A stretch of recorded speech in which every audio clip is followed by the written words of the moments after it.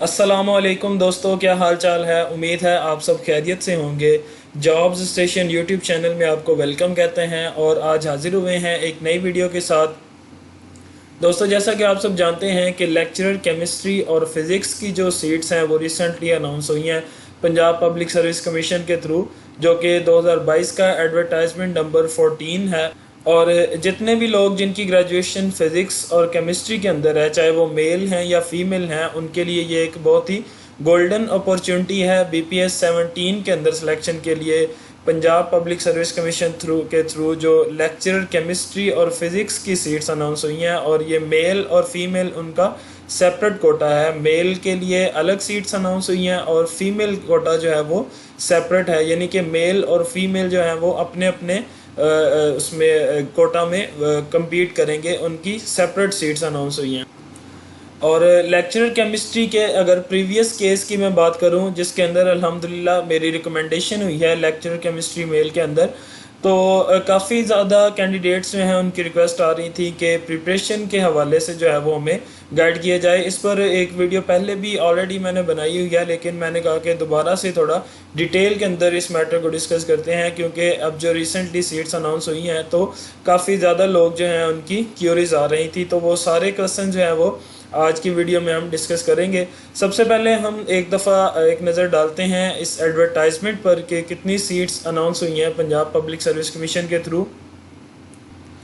तो एडवर्टाइजमेंट जो है वो आप लोग अपनी स्क्रीन पर देख सकते हैं कि फ़िज़िक्स जो है इसकी सीट्स अनाउंस हुई हैं ओपन मेरिट पर 100, और टोटल जो है इसकी सीट्स हैं वो 112 हैं। और केमिस्ट्री की जो सीट्स हैं लेक्चरर फीमेल की, वो 115 ओपन मेरिट पर सीट्स हैं। ये एक बहुत ही अच्छी अपॉर्चुनिटी है फीमेल केमिस्ट्री ग्रेजुएट्स के लिए और फिज़िक्स ग्रेजुएट्स के लिए, क्योंकि इनकी सीट्स जो हैं वो काफ़ी ज़्यादा तादाद में अनाउंस हुई हैं। और टोटल पोस्ट जो हैं वो इनकी फ़ीमेल लेक्चरर की वो 127 है और ओपन मेरिट पर 115।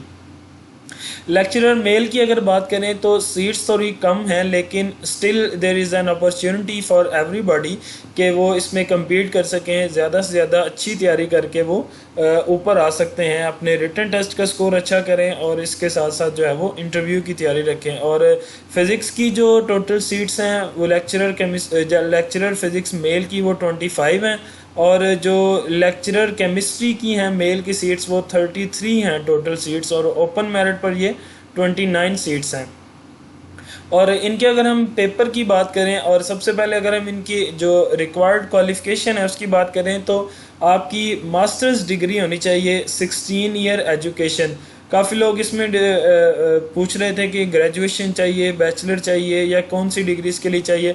तो इसमें अगर तो आपने BSc और MSc की है, यानी कि 2 इयर्स MSc की है इक्वल टू 16 ईयर एजुकेशन, फिर भी आप एलिजिबल हैं। और अगर आपने BS ऑनर्स किया हुआ है, वो भी 16 इयर्स एजुकेशन है, तो तब भी आप एलिजिबल हैं इसके लिए MPhil या B.Ed नेसेसरी नहीं है। ये एक बड़ा क्वेश्चन लोग पूछ रहे थे कि इसके लिए B.Ed नेसेसरी है या इसके लिए MPhil नेसेसरी है। तो इसके लिए सिर्फ आपकी जो है मास्टर्स डिग्री होनी चाहिए, 16 ईयर एजुकेशन, और एटलीस्ट आपकी उसमें 2nd डिवीजन होनी चाहिए।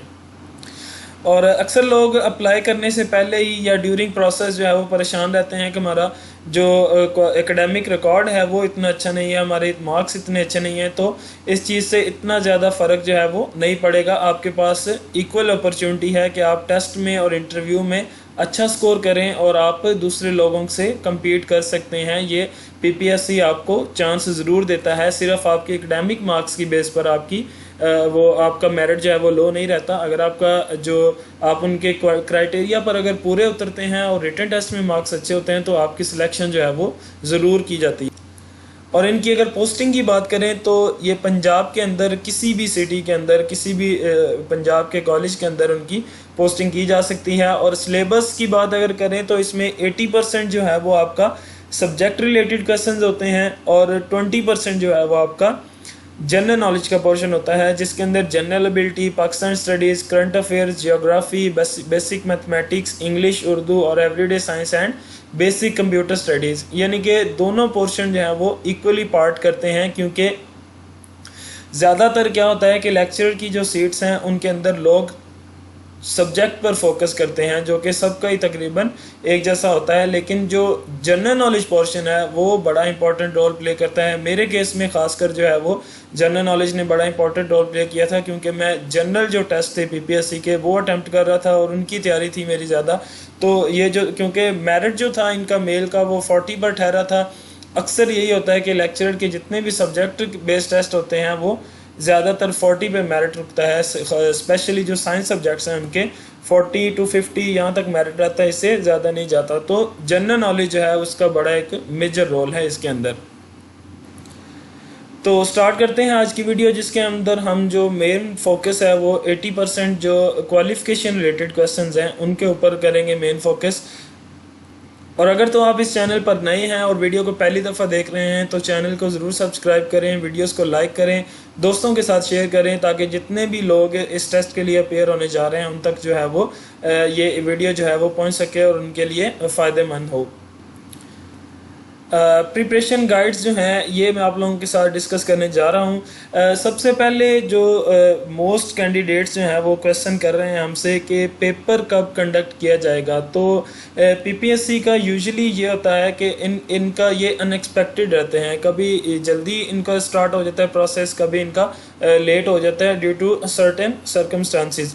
तो आप एटलीस्ट जो है 2 मंथ्स का जो है माइंड में रखकर जो है अपनी तैयारी करें, और 2 मंथ के अंदर आपकी जो तैयारी है वो अच्छी खासी हो सकती है अगर आप करना चाहें और आज ही से स्टार्ट करें। तो 2 महीने जो हैं वो काफ़ी हैं लेक्चर की तैयारी के लिए, अगर आप फुल जो है वो डेडिकेशन के साथ इसको फॉलो करें। और 2 मंथ से ज़्यादा भी टाइम बाज़ हो जाता है, लेकिन आपको 2 मंथ्स जो हैं वो ज़रूर मिलेंगे जिसके अंदर आपने अपना आप एक प्रॉपर प्लान करें कि इतने दिनों में हमने इतनी तैयारी करनी है और इस इतने दिनों में ये पोर्शन जो है वो हमने कवर करना है। और लेक्चरर की केमिस्ट्री की जो तैयारी है उसके लिए जो मेन चीज़ है सबसे, वो एफएससी की केमिस्ट्री है, जो कि आपके लिए बहुत फ़ायदेमंद होगी अगर आपकी एफएससी की केमिस्ट्री जो है वो तैयार है। क्योंकि आप लोगों को बखूबी आइडिया है इस चीज़ का कि एफएससी की केमिस्ट्री जो है वो काफ़ी हद तक जो है वो मुश्किल है as compare to other subjects of FSC. तो केमिस्ट्री की जो तैयारी है इसके लिए बेसिक चीज़ जो है वो एफएससी केमिस्ट्री है, यानी कि केमिस्ट्री की पार्ट 1 और पार्ट 2 की केमिस्ट्री आपको बिल्कुल तैयार होनी चाहिए। क्योंकि अक्सर इस तरह होता है कि पेपर जो है वो टोटली इंटरमीडिएट बेस्ड आ जाता है। जैसा कि केमिस्ट्री का जो टेस्ट था प्रीवियस केस के अंदर वो 2 दफ़ा कंडक्ट किया गया था, और जब पहली दफ़ा कंडक्ट किया गया था पीपीएससी का पेपर तो उसमें 50% जो है वो एफएससी बेस्ड क्वेश्चंस थे, यानी कि आप 40 मार्क्स जो है वो गेन कर सकते हैं अगर आपकी एफएससी जो है वो कम्प्लीटली तैयार है। और जो सेकंड हुआ था पीपीएससी का पेपर, उसके अंदर पेपर जो था वो मेनली ग्रेजुएशन से था, बट स्टिल 25% पेपर जो है वो केमिस्ट्री के अंदर से, जो एफएससी की केमिस्ट्री है उसके अंदर से था। तो ये डिपेंड करता है पीपीएससी पे कि वो किस चीज़ को ज़्यादा फोकस करता है, but still FSc is very important. उसके बाद एक बुक आती है टेस्ट योर केमिस्ट्री बाय हकनवाज भट्टी, जो कि काफ़ी लोगों को मैंने पीडीएफ में भी शेयर की हुई है। अगर हार्ड फॉर्म में आप परचेज़ कर सकते हैं तो हार्ड फॉर्म में लेकर इसको स्टडी करें, ये एक बड़ी अच्छी बुक है। आपके जो बेसिक कंसेप्ट्स हैं वो इससे काफ़ी हद तक क्लियर हो जाते हैं। और इसके अलावा जो एनालिटिकल केमिस्ट्री की जो कैलकुलेशंस हैं वो भी टेस्ट योर केमिस्ट्री की बुक जो है उसमें काफ़ी अच्छी हैं। और इसके अलावा जो एनालिटिकल का पोर्शन है जिसमें क्रोमेटोग्राफिक टेक्निक्स और स्पेक्ट्रोस्कोपिक टेक्निक्स, वो भी काफ़ी अच्छी तरह से इस बुक में एक्सप्लेन की हुई हैं। और अगर आपको टेस्ट योर केमिस्ट्री जो है वो पीडीएफ फॉर्म में चाहिए तो अपना जो कॉन्टैक्ट नंबर है या ईमेल कमेंट सेक्शन में पेस्ट करें, मैं आपको वो फॉरवर्ड कर दूंगा पीडीएफ फॉर्म में। इन दोनों चीज़ों के बाद, यानी कि एफएससी की केमिस्ट्री और टेस्ट योर केमिस्ट्री की बुक जो है, इन दोनों के बाद अगर आपके पास टाइम बचता है, और आपके पास बचना भी चाहिए, क्योंकि केमिस्ट्री के एफएससी के जो 11 चैप्टर हैं एक, और एक 15 है या 16 चैप्टर हैं, तो डेली का एक एक चैप्टर जो है वो आपका एटलीस्ट होना चाहिए, पार्ट 1 का भी और पार्ट 2 का भी। आपका एफएससी केमिस्ट्री जो है वो, यानी कि 15 दिन के अंदर या 20 दिन के अंदर आपकी एफएससी जो है वो मैक्सिमम रिवाइज हो जानी चाहिए। उसके बाद अगर आप बीएससी की बुक्स को फोकस करें तो organic chemistry, physical chemistry, inorganic chemistry, analytical chemistry, सारी जो पोर्शन है जो लास्ट टाइम पेपर हुआ था उसके अंदर इनको टच किया गया था। लेकिन जो फिजिकल केमिस्ट्री है और एनालिटिकल केमिस्ट्री, इनको मेनली जो है वो फोकस किया जाता है, और इनमें से भी जो फिजिकल केमिस्ट्री है उसके अंदर से ज़्यादा जो है वो पेपर इंक्लूड किया जाता है। और खुशकिस्मती से मेरा जो रिसर्च का टॉपिक था वो भी फ़िज़िकल केमिस्ट्री का था, और मैंने काफ़ी ज़्यादा आर्टिकल्स जो हैं वो स्टडी किए हुए थे। इस वजह से जो है वो काफ़ी बेनिफिशियल रहा था। मेरा टेस्ट जो मैंने अटैम्प्ट किया था उसमें काफ़ी हेल्पफुल रही ये चीज़ें, और फ़िज़िकल केमिस्ट्री को आप लोग जो है वो ज़रूर फोकस करेंगे। और इसके अलावा जो ऑर्गेनिक केमिस्ट्री है, अव्वल तो आपको जो बीएससी के अंदर जितना सिलेबस पढ़ाया गया है वो सारा आपको रिवाइज करना चाहिए, बट स्टिल आपके पास अगर टाइम कम बचता है तो कुछ टॉपिक्स जो हैं वो मैंने हाईलाइट किए हुए हैं यहाँ पर, आप उनको एटलीस्ट जो है वो ज़रूर गो थ्रू करें। अगर आपके पास फिर टाइम बचता है तो आप बाकी चीज़ों को रिवाइज करेंगे। जैसा कि ऑर्गेनिक केमिस्ट्री में आपने जो बाय नेम रिएक्शंस हैं हाइड्रोकार्बन्स के, वो आपने लाजमी तैयार करने हैं बाय नेम रिएक्शन। और उसके अलावा इनकी जो कन्वर्जन्स हैं अल्केन्स की, अल्कीन्स की, अल्काइंस की, वो आप लोगों ने ज़रूर चेक करनी है, क्योंकि 2 से 3 कन्वर्जन जो हैं वो लाजमी आती हैं। इसके अलावा स्टीरियो केमिस्ट्री के जो हैं वो 2 से 3 क्वेश्चन ज़रूर आते हैं केमिस्ट्री के जो लेक्चर का पेपर है। इसके बाद अगर हम बात करें इनऑर्गेनिक केमिस्ट्री की, तो इनऑर्गेनिक केमिस्ट्री की जो थ्योरीज हैं जैसा कि वीबीटी है, वेस्पर है, एमओटी, एलएफटी, ये थ्योरीज आपको जो है वो मस्ट पता होनी चाहिए। और इंटरव्यू के पॉइंट ऑफ व्यू से भी ये बहुत इंपॉर्टेंट है इन थ्योरीज के बारे में। एमओटी और एलएफटी इनका तो ज़रूर पूछा जाता है, और वीबीटी के स्ट्रक्चर्स पूछे जाते हैं, और वेस्पर के भी। इसके अलावा पीरियोडिक टेबल के ट्रेंड्स जो हैं वो आप लोगों को पता होने चाहिए, कौन सा फैक्टर जो है वो किस ट्रेंड में इंक्रीज़ होता है और किस में डिक्रीज़ होता है। इसके अलावा मेटल कम्प्लेक्सेस जो हैं ये टॉपिक आपको आना चाहिए, कोऑर्डिनेशन नंबर और कोऑर्डिनेशन स्फेयर, लिगेंड, ये चीज़ें जो हैं वो किलेशन, ये सारी पता होनी चाहिए आपको। उसके अलावा पोलराइजेशन एंड पोलराइजेबिलिटी, ये भी एक इम्पोर्टेंट टॉपिक है। और जो ट्रांजिशन मेटल्स हैं ये भी एक इम्पॉर्टेंट टॉपिक है इनऑर्गेनिक केमिस्ट्री के पॉइंट ऑफ व्यू से। उसके बाद अगर हम बात करें फिजिकल केमिस्ट्री की, तो इसके अंदर आपने जो first order, second order, third order kinetic reactions हैं इनका बेसिक एक जो है वो आपने ओवर थ्रू कर लेना है। उसके बाद इलेक्ट्रोकेमिस्ट्री जो है वो फिजिकल केमिस्ट्री के अंदर बहुत इंपॉर्टेंट टॉपिक है, और इलेक्ट्रोकेमिस्ट्री के काफ़ी क्वेश्चन जो हैं वो आते होते हैं पीपीएससी का जो लेक्चरर का टेस्ट है उसके अंदर। और हमारे टाइम में भी तकरीबन 3 से 4 एमसीक्यूज जो थे वो इलेक्ट्रोकेमिस्ट्री के अंदर से ही थे, जैसा कि गैल्वानिक सेल और इनका जो वो वोल्टेज होते हैं वो कितने हैं, इस तरह के जो क्वेश्चंस थे। उसके अलावा जो आइसोथर्म्स हैं ये आपको आने चाहिए, pseudo first order, second order reactions. उसके अलावा थर्मोडायनामिक्स एंड इक्विलिब्रियम, ये कुछ इंपॉर्टेंट टॉपिक्स हैं इन केस के आपके पास टाइम कम हो। अदरवाइज़ आपने आपकी जो पूरी आउटलाइन है फिजिकल केमिस्ट्री की, आपने एक दफ़ा उसको ज़रूर गो थ्रू करना है। आपने कंसेप्ट जो हैं वो बिल्ड करने हैं, बजाय इसके कि आप रट्टा लगाएं चीज़ों को। पेपर क्योंकि जो लास्ट टाइम था वो टोटली कंसेप्चुअल था, उसमें रट्टा वाला सिस्टम कोई नहीं था। इसके बाद अगर हम बात करें इन्वायरमेंटल केमिस्ट्री की, तो इन्वायरमेंटल केमिस्ट्री जो है इसको ज़रूर टच किया जाता है। और एटमॉस्फेरिक लेयर्स जो हैं सबसे पहले ये आपने तैयार करनी है, इनकी लेंथ कितनी है और इनकी कंपोजिशन जो है वो सारी चीज़ें देखनी है। प्राइमरी एंड सेकेंडरी पॉल्यूटेंट्स जो हैं ये कौन कौन से हैं, और इनके जो रिएक्शंस हैं वो किस तरह से होते हैं। और एसिड रेन जो है ये भी एक इम्पॉर्टेंट टॉपिक है इन्वायरमेंटल केमिस्ट्री में।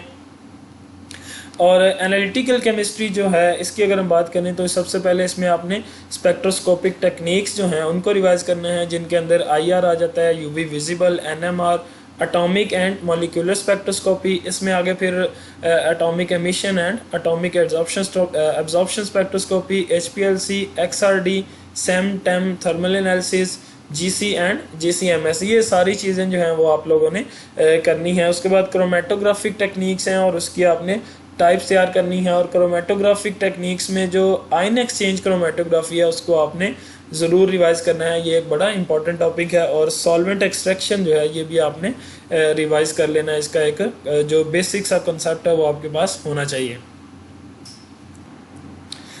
उसके बाद अगर मैं कुछ गाइडलाइंस की बात करूं तो जो आपकी जो तैयारी है वो जब आप स्टार्ट करें तो एक दफ़ा टोटली जो है अपनी तैयारी पर फोकस करें। आपने पास पेपर्स को, व्हाट्सएप ग्रुप्स को, किसी की तरफ भी नहीं देखना। सिर्फ आपने अपनी जो प्रिपरेशन है, अपनी सेल्फ स्टडी जो है उस पर फोकस करना है।